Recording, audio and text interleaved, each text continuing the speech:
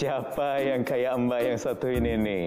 Memastikan kunci rumah, kunci mobil benar-benar sudah aman, sudah terkunci dengan benar. Jadi dicek, cek ulang, dicek ulang lagi sampai puluhan kali, sampai belasan kali, sampai mengganggu aktivitas. Atau mungkin teman-teman termasuk yang sering cuci tangan pakai hand sanitizer secara berlebihan. Bisa 10, 20, 30 kali dalam satu hari, atau bahkan lagi nggak ngapa-ngapain, lagi nggak megang benda asing, terus cuci tangan terus. Jangan-jangan Anda mengalami obsessive compulsive disorder. Seperti yang biasa saya lakukan, ini sangat sering saya lakukan, bahkan rutin. Ketika ada di satu meja, biasanya meja kerja ya, atau ketika sedang siaran di studio, ada laptop, ada kertas, ada pulpen, ada handphone, itu pasti saya susun supaya rapi, tersusun secara simetris. Kalau bisa saya susun dari skala ukurannya, yang paling kecil dulu, habis itu sampai yang paling besar, dari kiri ke kanan atau dari kanan ke kiri, sebaliknya. Dan bahkan saya sampai cek ulang-ulang, oh, udah rapi belum ya? Udah. Kalau sudah dipakai, setelah dipakai, dikembalikan ke tempat semula, sampai benar-benar rapi.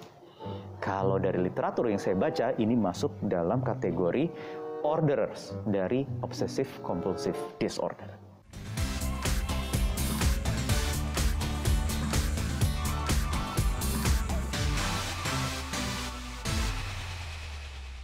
Di Amerika Serikat, 1 dari 40 orang dewasa dan 1 dari 100 anak-anak mengalami OCD.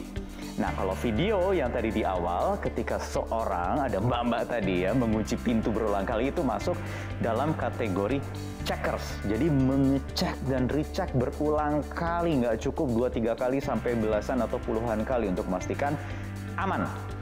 Atau ada juga kategori obsessional. Jadi seseorang ini terobsesi untuk melakukan sesuatu karena dibayang-bayangi rasa kekhawatiran atau rasa ketakutan akan hal tertentu. Misalnya akan satu musibah atau kematian jika tidak melakukan hal yang dia yakini benar. Seperti yang dialami oleh Aisyah berikut ini. Nama saya Aisyah Kamalia, usia saya 24 tahun. Saya sudah mengalami OCD sejak 2 tahun yang lalu. Awal mula kena OCD tuh sebenarnya udah sadar dari SD, udah ada yang salah.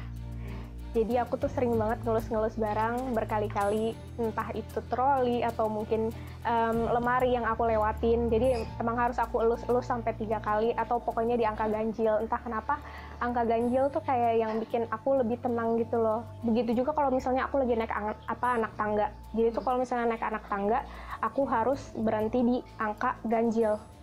Misalnya itu nggak ganjil, anak tangga yang sebelumnya aku lengkapin. Jadi aku benar-benar harus loncatin itu biar aku ngerasa tenang. Kalau enggak tuh aku ngerasa aku bakal kesambar petir. Padahal kan itu pemikirannya irasional. Tapi aku ngerasa tuh kayak bakal banget terjadi. Paling ngeganggu itu kalau mau ganti baju, biasanya bajunya tuh suka aku puter berkali-kali. Diputer-puter sampai 3-5 kali, sampai aku ngerasa kayak oke, ini udah fine nih, ya udah baru aku pakai bajunya. Kalau enggak ya udah aku bakal ngerasa nggak enak. Pernah sih aku sampai nangis nggak pakai baju gitu loh, kayak kapan gue pakainya kalau misalnya gue balik-balik terus bajunya gitu. Dari dulu itu sudah kelihatan gejalanya, cuman saya nggak terlalu ngeh gitu. Apa aja gejalanya apa? Iya, kayak orang ketakutan gitu.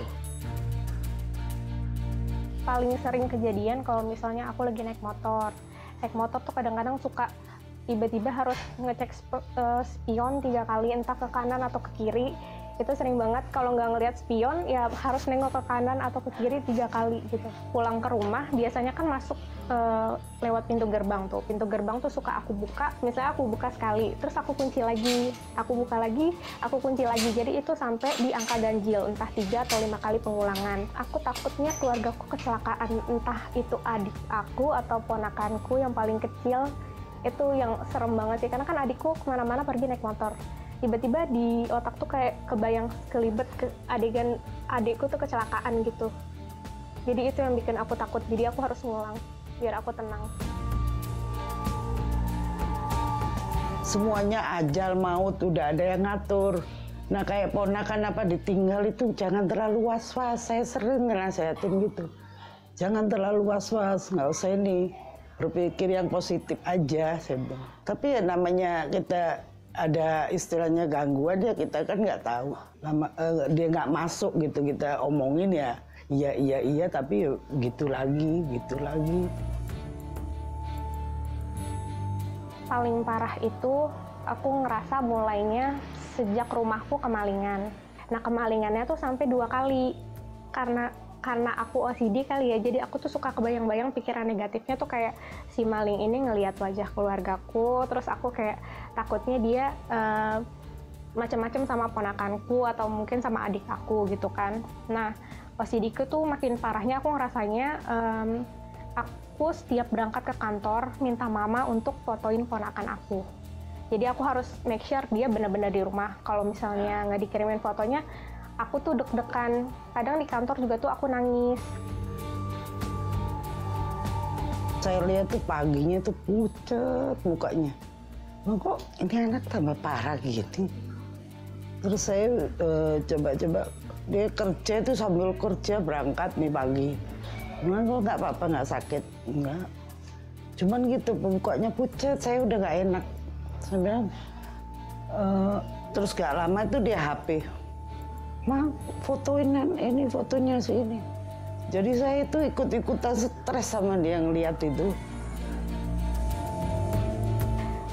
Aku sempat ngechat ke psikolog kenalanku. Aku bilang aku ada gejala nih. Terus aku cerita juga dari kemalingan itu orang-orang kan biasanya kalau di rumahku udah pada move on, maksudnya kayak udah bisa ngelanjutin aktivitas seperti biasa. Aku masih nggak bisa, aku masih stuck di situ. Aku nangis-nangis.